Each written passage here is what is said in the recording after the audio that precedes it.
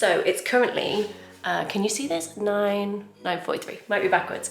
I posted on LinkedIn this morning at 7:30, and by 8:30 I had 7 qualified leads in my inbox. I've never done it this way before. I've used elements of it, but I thought I'd bring them all together. So I want to break it down for you so that you can sell more, but also so that you can create really high converting content that actually gets people into your inbox no matter what size following you have. So I'm going to show you exactly how. All right, so that was the video of me the morning I actually used this strategy, and the leads just kept building. So I then got up to like over 25 leads. I've literally just stopped counting now. So this strategy really, really works. So my question is, like, what would it mean to you if you could get 25 leads straight to your inbox? Like, these were inbound. These were not people that I had to get in touch with and then have a conversation with. They were completely inbound, which is everyone's dream, right? But also this was just from one platform. So I had to do something slightly different for Instagram, which I'm going to show you. So this was just 25 leads through LinkedIn. So one platform. Like, how amazing is that? So I'm going to walk you through exactly how I did it, but I'm also going to teach this to my clients in more depth and show them how they can do it as well. So if you're not in my group, you're missing out on all of the like secret sauce that people talk about.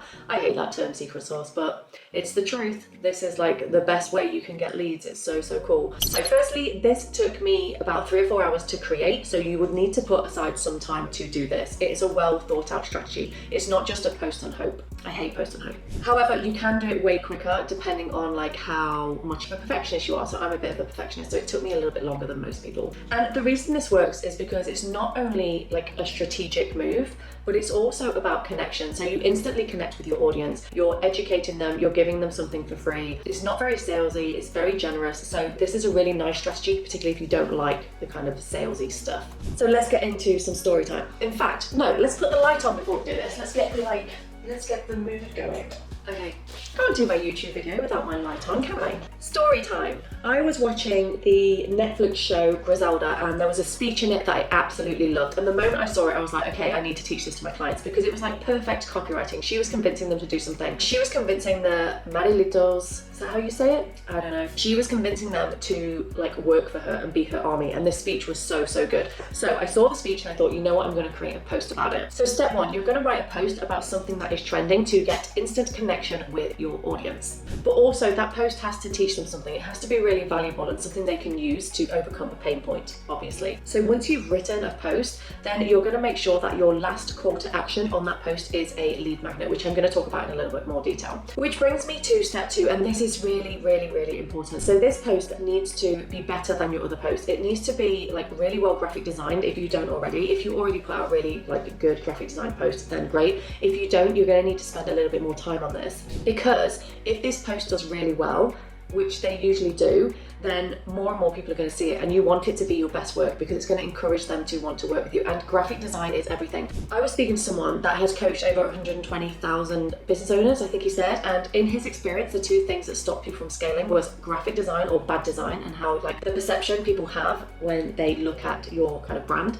And the second thing was knowledge. So we really need to take this seriously if we're going to try and create a viral post. So this was my post on LinkedIn and Instagram. You can see the engagement is a lot different on both of the platforms, because my audience size is about 4 or 5 times bigger on LinkedIn. So naturally my posts get a lot more engagement over there. So just notice that this is not one of my normal posts. It actually stands out in my feed because it is like way better in terms of design. So I just want to make sure that you really take some time on this post. So step 3, now that you've got your post, you're going to create a really good lead magnet. And this doesn't have to be like a massive video or a whole course. I put this together in the space of about 20 minutes because I'm really good at copywriting, and I just used a Notion page because I didn't want to go to the trouble of creating a landing page, etc. So I don't have a lead magnet currently. I am creating 3 different ones, but it's taking me a while to get those out there.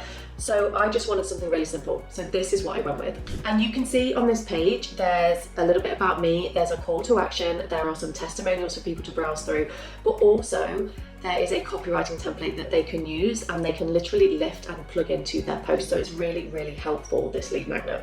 And you can have this, by the way. If you want a copy of this, then just drop me a DM on any of the platforms saying Griselda, and I will just pop you a link over. And the feedback I've had is that it's really good and it's been really helpful for people. So you're going to want to do that. Just drop me a DM. The reason this did really well is because it's interesting.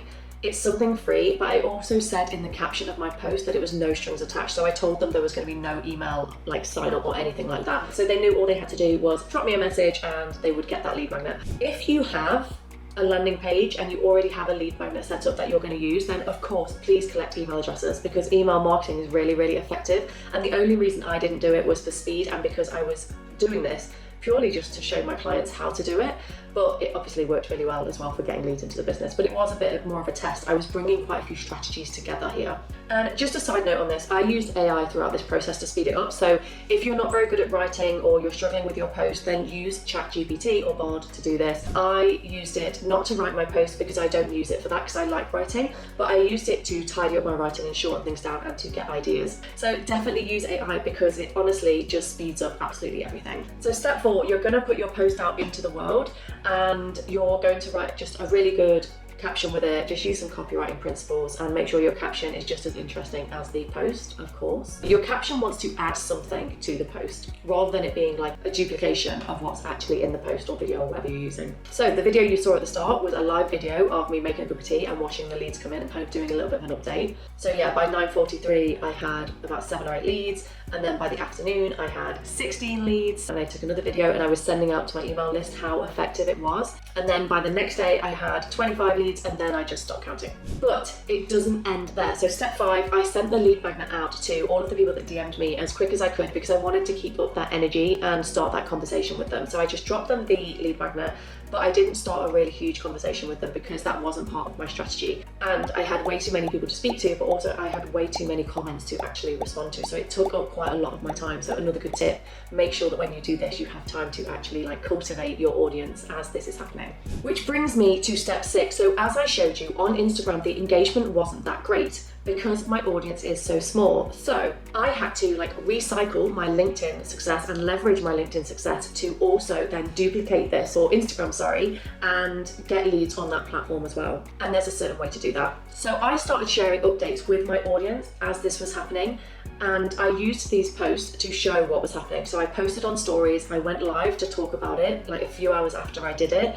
I shared on stories the pictures of people messaging me saying Griselda. I also did a poll to say who's interested in learning this strategy. Like, you can see how many leads I'm getting in real time. Like, do you want to learn this? So that I could collect more leads and then message those people to share this video with them, but also to invite them to a free training on how I was going to do this. So you can see I'm not just getting leads from the DM process, I'm actually getting leads from the follow-up of that, which is all around audience engagement and sharing what was happening like in real time, so I could get my words out there. So don't think that you just need to do one post and then stop there. You can keep this traction and keep this energy going so that you get even more people interested in what you're teaching or the problem that you're solving, or whatever it is that you do. Which brings me to step 7.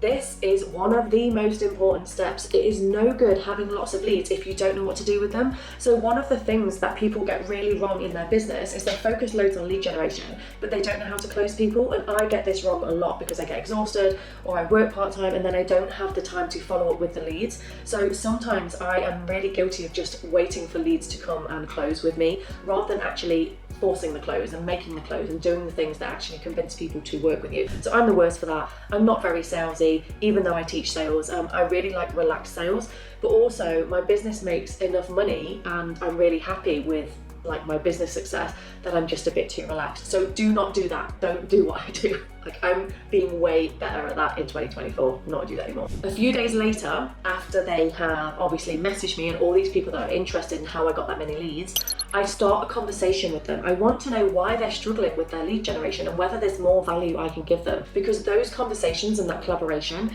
is what leads to them being convinced, booking calls, and ultimately working with you. So step 7 is all about cultivating and nurturing those leads that have come in. Do not forget about those people. Step 8 is another mistake that business owners make, where they try something and it doesn't work, so they either don't try it again or they keep trying it again in exactly the same way. We don't want to do that. We want to be testing and we want to be tweaking so that you learn from your experiences and so that you can find out what works and then duplicate what actually works. So step 8 is all about review. Now, leads is a massive problem for business owners. As we know, you're watching this video because you're obviously struggling to generate leads, and it's a problem for business owners at every level. So I have people who make 10K a month, 20K a month, 30K a month, who are still interested in the way that I generate leads. And I have people just starting out who are trying to get their first leads. So leads is like a big problem. It's the problem that just spans the whole of your business journey, because even when you're looking to scale, you're probably going to start a new product or launch a new product. You might be talking to a different avatar. You might be changing your price prices, and then we have to change and test the way that we get leads into our business. So don't underestimate the knowledge that you need to keep generating leads, which is why I want to point out this video. This is how I booked 10 sales calls in 10 days. A while ago now. I can actually book way more than that in that period of time now that I know more about lead generation.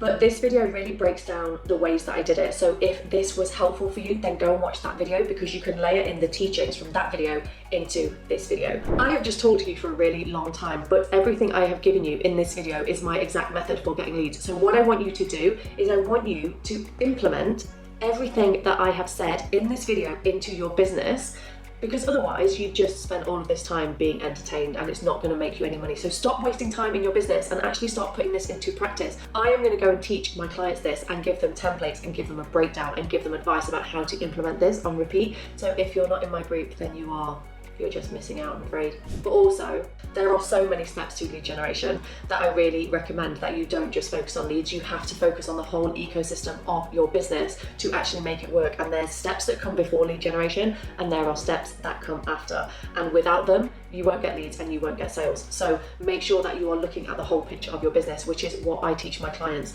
If you are struggling to get leads into your business, then it's likely that you are also struggling with some other stuff as well. So maybe you're struggling to create your offer and it's not landing. Maybe you're struggling with social media. Maybe you hate content marketing. Maybe you're struggling to scale past 6 figures and you've plateaued.